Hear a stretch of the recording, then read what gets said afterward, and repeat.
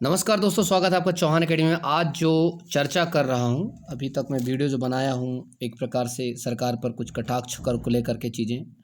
अभी जो ये है ये एकदम स्पष्ट वीडियो है। आखिरकार क्या है, एक ऑफिशियल एक प्रकार से मैं चीज़ जो आपको बताने जा रहा हूँ ये बहुत महत्वपूर्ण है।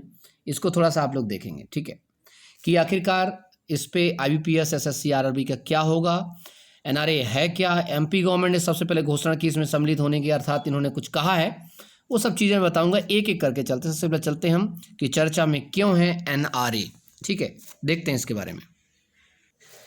तो देखिए, सबसे पहला अगर हम टॉपिक उठाते हैं कि चर्चा में क्यों, तो जो PM नरेंद्र मोदी साहब जी हैं, ठीक है, उनकी अध्यक्षता में केंद्रीय मंत्रिमंडल ने केंद्र सरकार की नौकरियों के लिए भर्ती प्रक्रिया में परिवर्तनकारी सुधार लाने हेतु एक राष्ट्रीय भर्ती एजेंसी बनाई है जिसका नाम है नेशनल रिक्रूटमेंट एजेंसी, ठीक है।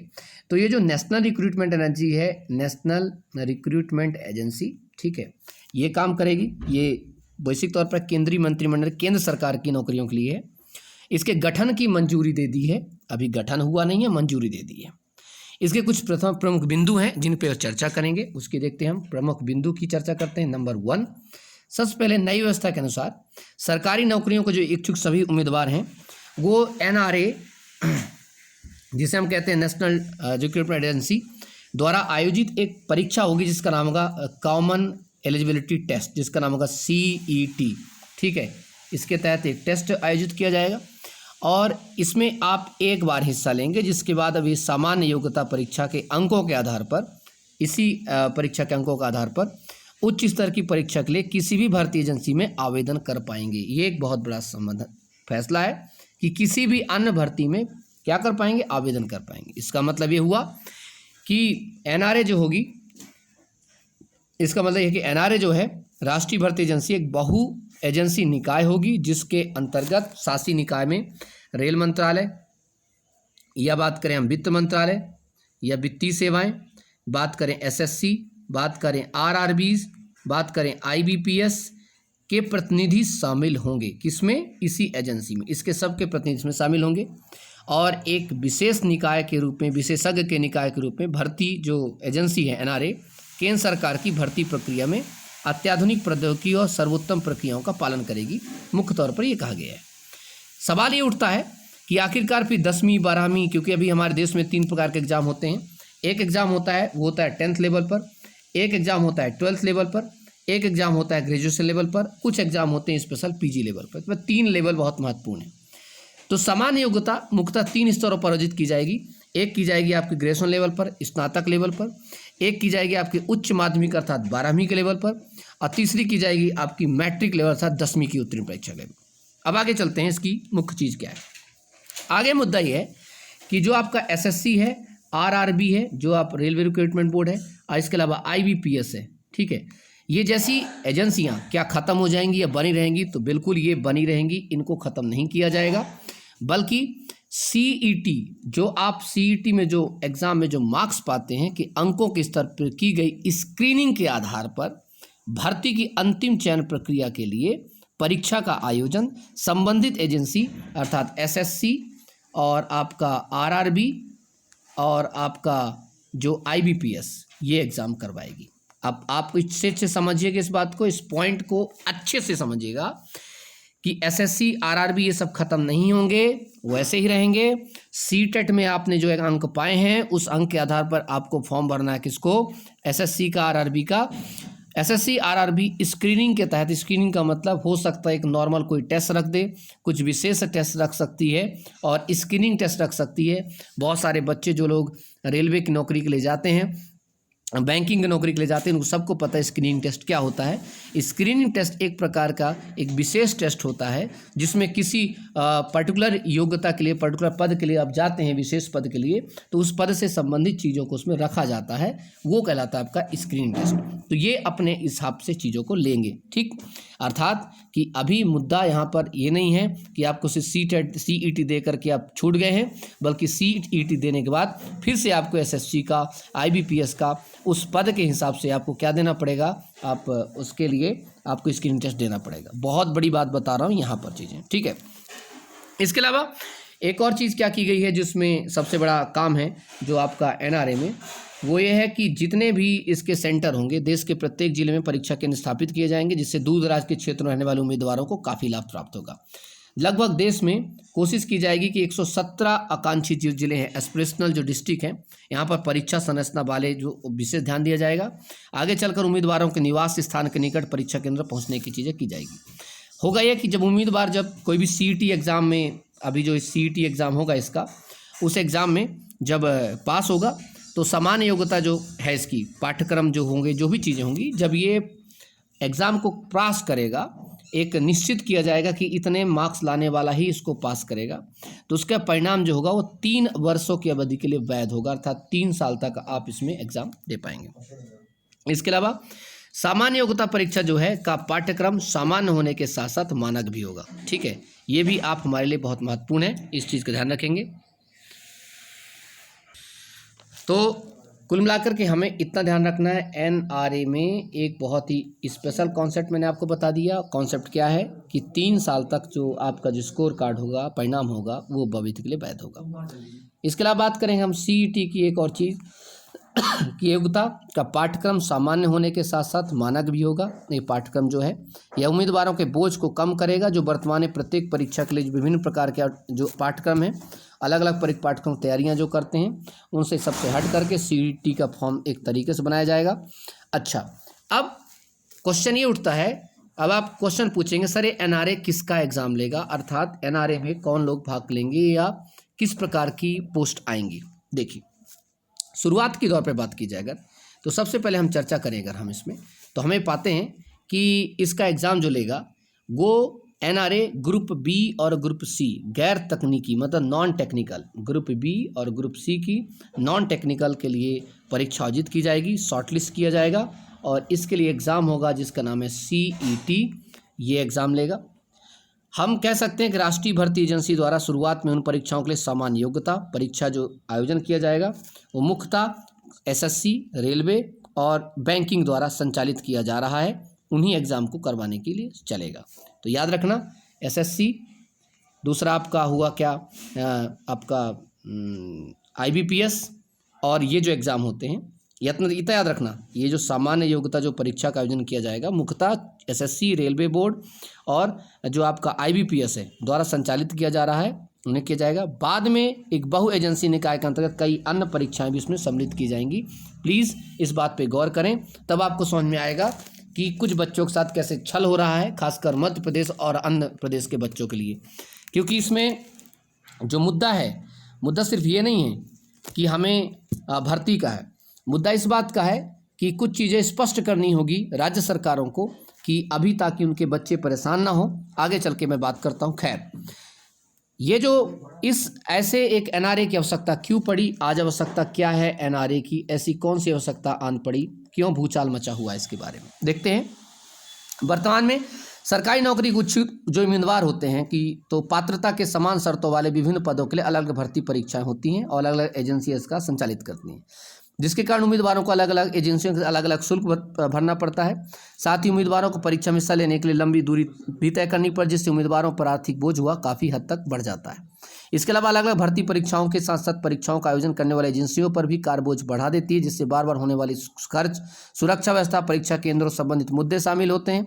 कई बार आप देखते हैं कंप्यूटर हैक जो हो जाता है, कभी पेपर लीक हो जाते हैं, ये सब चीज़ें। तो आंकड़ों के अनुसार कहा जाता है कि भारत में प्रत्येक वर्ष लगभग 1,25,000, ठीक है, मतलब 1,25,000 सरकारी नौकरी विज्ञापन आता है, जिसमें तकरीबन 2.5 करोड़ उम्मीदवार शामिल होते हैं। ये एक बड़ा डाटा है। इतने जो लाख जो है फॉर्म आते, नौकरियाँ आती हैं, लगभग 2.5 करोड़ जो है एस्पिरेंट इसमें शामिल होते हैं। बड़ा मुद्दा ज़्यादा ज़रूरी है। 2.5 करोड़ एक ऐसी जनसंख्या जो कई देशों को बराबर है, ठीक है, आपने कुछ यूरोप के देश मिला दी जाए तो। अब इसका महत्व क्या है NRA का, तो उसकी बात करेंगे। NRA का जो इम्पोर्टेंस क्या है उसकी चर्चा करते हैं। तो देखते हैं हम, सामान्य योग्यता के माध्यम से उम्मीदवारों के लिए कई परीक्षाओं में उपस्थित होने की परेशानी दूर हो जाएगी। चूंकि परीक्षा केंद्र सभी जिलों में स्थापित किए जाएंगे, इससे दूर दराज के क्षेत्र में रहने वाले उम्मीदवार इसमें शामिल हो जाएंगे। साथ ही साथ जो उनका प्रतिनिधित्व भी बढ़ेगा केंद्र सरकारी नौकरियों में। प्रत्येक जिले में परीक्षा केंद्रों की उपस्थिति होगी। समान तौर पर ग्रामीण क्षेत्रों के लिए बात की जाए तो इसमें होगा, महिला उम्मीदवार भी शामिल होंगे इसमें। रोजगार के अवसर आएंगे, और रोजगार के अवसर आएंगे तो युवाओं की जिंदगी थोड़ा आसान हो जाएगी। वर्तमान की बात करें तो उम्मीदवारों को बहु एजेंसियों द्वारा संचालित की जा रही जो परीक्षा में भाग लेना होता है, परीक्षा शुल्क जो अतिरिक्त आता है, यात्रा, ठहरना, जाना, ये सब चीज़ें होंगी। तो सामान्य योग्यता परीक्षा जैसी एकल परीक्षा से काफ़ी हद तक उम्मीदवार का बोझ कम होगा। इसके अलावा सामान्य योग्यता परीक्षा के अनेक भाषाओं में उपलब्ध होगी। यह देश के विभिन्न हिस्सों से लोगों की परीक्षा के बैठने के चयन की अवसर प्रदान करेगी। सरकार ने कहा है कि राष्ट्रीय भर्ती एजेंसी के लिए 1517.57 करोड़ रुपए दिए जाएंगे, प्रदान किए हैं। इस व्यय को 3 वर्षों का अवधि में खर्च किया जाएगा। इससे परीक्षा के प्रारूप में मानकीकरण स्थापित किया जाएगा और सामान्य योग्यता जो परीक्षा है CET के माध्यम से परीक्षा आयोजन जो होगा, भर्ती विभिन्न एजेंसियों द्वारा किए जाने वाले खर्च में कमी आएगी। एक अनुमान के अनुसार कहता है कि अगर ऐसा होता है तो लगभग हमें 600 करोड़ रुपये सालाना बचत होगी, किससे, जो अन्य भर्तियाँ करवाती हैं। मुद्दा यहाँ पर सम्मिलित नहीं होता है, मुद्दा बहुत आगे जाता है, उसके बारे में चर्चा करते हैं। क्या है मुद्दा इसके आगे कुछ ऐसे राज्यों का जाता है जो बहुत ही ज़्यादा ऊहापोह में है। जैसे अगर बात करें हम MP की, ठीक है, मध्य प्रदेश सरकार पूरे भारत में पहला ऐसी गवर्नमेंट है जिसने कहा है कि ये इसके तहत होने वाली भर्ती के तहत MP में बच्चों को रोजगार देगी। आज सुर्खियां बना हुआ है ये, इसके बारे में बात करते हैं क्या मुद्दा। ये कल का एक ट्वीट है शिवराज सिंह चौहान द्वारा कि #NRA द्वारा आयोजित परीक्षाओं में प्राप्त अंकों के आधार पर ही नौकरी देने का अभूतपूर्व निर्णय लेने वाला मध्य प्रदेश पहला राज्य है। इससे युवाओं के जीवन सहज सुगम बनेगा। देश के दूसरे राज्य भी मध्य प्रदेश की इस पहल को अपनाकर अपने प्रदेश के बेटे बेटियों को बड़ी राहत दे सकते हैं। ये क्वेश्चन खड़ा कर देता है एक बहुत बड़ा, कि एक सरकार के सामने और बच्चों के भविष्य के लिए। साहब का दूसरा ट्वीट था कि अपने युवा बेटे बेटियों के लिए कल्याण के लिए हमने एक अनूठा, एक क्रांतिकारी निर्णय लिया है। प्रदेश की शासकीय नौकरियों के लिए युवाओं को अलग से कोई परीक्षा देने की आवश्यकता नहीं होगी। यहाँ पर एक बहुत बड़ी समस्या एक हो जाती है कि इन्होंने बिल्कुल स्पष्ट नहीं किया है कि मध्य प्रदेश में क्या PSC की भर्ती नहीं होगी। पहला क्वेश्चन यहाँ पर उठता है। दूसरा, पुलिस जैसी इन सब चीज़ों की भर्ती के लिए क्या आवश्यकता कराई जाएगी, और बहुत ही ऐसे और भी प्रश्न हैं जो छोड़ देते हैं यहाँ पर। इसके अलावा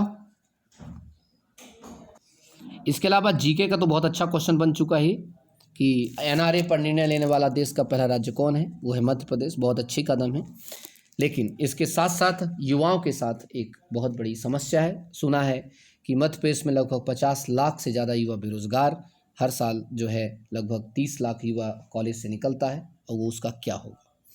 मध्य प्रदेश में सरकारी नौकरी के लिए अब अलग से नहीं देनी होगी परीक्षा। एक सवाल अपने आप में है कि मध्य प्रदेश में सरकारी नौकरी, ना इन्होंने C कहा, ना D कहा, ना B कहा, कुछ भी नहीं कहा, फिर भी अलग से नहीं होगी देनी होगी परीक्षा। NRA के अंकों के मेरिट से होगा चयन। अपने आप में ये कंफ्यूज करने वाला मैटर उठा है। प्रदेश में सरकारी नौकरी के लिए अब प्रतिभागियों को अलग से कोई परीक्षा नहीं देनी होगी। नेशनल रिक्रूटमेंट एजेंसी के अंकों के मेरिट क्रम के आधार पर ही प्रतिभागियों का चयन किया जाएगा। मुख्यमंत्री शिवराज सिंह चौहान ने ट्वीट के माध्यम से जानकारी दी। केंद्र सरकार द्वारा हाल ही में NRA के गठन का निर्णय किया है, जिसके बाद युवाओं ने प्रदेश के युवाओं के भविष्य से जुड़ा फैसला लिया गया है। CM ने ट्वीट करके यही बात कही है कि सरकारी नौकरी के लिए युवाओं को अलग से कोई परीक्षा देने की आवश्यकता नहीं है। NRA द्वारा आयोजित परीक्षाओं के प्राप्त अंकों के आधार पर नौकरी देने का अभूतपूर्व निर्णय लिया गया है। इससे युवाओं का जीवन सहज सुगम। शिवराज ने आगे लिखा कि मध्य प्रदेश की शासकीय नौकरियों पर केवल मध्य प्रदेश के युवाओं का हक होगा। यह हमने पहले ही तय कर दिया है। अब आपको बार बार की परीक्षाओं के कारण होने वाले निरर्थक व्यय और आवागमन से मुक्ति मिलेगी। 2 क्वेश्चन यहाँ पर उठते हैं। पहला कि MP पे सिर्फ MP का ही बच्चा फॉर्म भरेगा। पहली बात क्लियर कर दूं, सरकार चूंकि पहले ही घोषणा कर चुकी है, और चूंकि दिनेश चौहान और उनकी टीम के नेतृत्व में जिस प्रकार से दिग्विजय सिंह अर्थात पूर्व मुख्यमंत्री और बाकियों ने लगातार एक आंदोलन चलाया, उसकी तहत पर मध्य प्रदेश के मुख्यमंत्री शिवराज चौहान जी को ये मजबूर हो करके ये फैसला लेना पड़ा, क्योंकि लगातार आंदोलन इनको झेल रहे थे। साथ ही साथ में अभी हाल ही में माननीय पूर्व मुख्यमंत्री और राज्यसभा सांसद जो हैं दिग्विजय सिंह जी ने भी मुद्दा उठाया था कि अगर आपने मध्य प्रदेश के युवाओं के लिए हक में काम नहीं किया या उनके लिए कुछ ऐसी व्यवस्था नहीं की, तो मैं इन युवाओं के साथ अर्थात दिनेश चौहान और उनके अन्य पूरे सदस्यों के साथ मिल करके आंदोलन करूँगा, और क्या करूँगा ये मैं खुद नहीं जानता। बहुत बड़ी धमकी थी, और उसका नतीजा ये हुआ कि सरकार ने ये चीज़ें की। तो बहुत क्लियर हो जाइए पहले कि यहाँ पर जो भर्ती का है वहाँ पर मध्य प्रदेश के लोगों को मिलेगा। लेकिन दिक्कत यहाँ पर थोड़ा सा ये है कि एक चीज़ जो क्वेश्चन उठा के जाती है, ठीक है, कि इन्होंने कहा है कि अब यहाँ पर कोई भी भर्ती नहीं देनी पड़ेगी, कोई भी एग्ज़ाम आपको नहीं देना पड़ेगा। अपने आप में एक समस्या है, इस समस्या को कैसे समझते हैं इसके बारे में देखते हैं हम कैसे, क्योंकि याद रखिएगा बहुत ज़रूरी है इसके बारे में समझना हर एक बच्चे को। हमेशा याद रखिए दोस्तों कि फैसला जो भी होता है वो बहुत दूरगामी परिणाम देता है इससे। अब मध्य प्रदेश में एक बहुत बड़ा एक सवाल है, क्योंकि आपने सेंट्रल गवर्नमेंट के लेवल पर तो समझ गए होंगे, और जितने भी राज्य हैं, चूँकि अब इसमें राज्यों को सम्मिलित नहीं हुए हैं, एनआरए में कोई भी राज्य सम्मिलित नहीं हुआ है, अर्थात अन्य राज्य जो हैं लगातार भर्ती निकाल रहे हैं। बिहार पुलिस भर्ती निकाल चुका, उत्तर प्रदेश निकालने की तैयारी में है, अन्य राज्य अपनी भर्ती प्रक्रियाएं कर रहे हैं, और वो मुझे नहीं लगता कि एनआरए में पूरी तरह से सम्मिलित होंगे, चूँकि एनआरए केंद्र सरकार के तहत। मध्य प्रदेश ने ही ऐसा उठापटक क्यों किया, अभी तक ये अपने आप में एक सवाल है।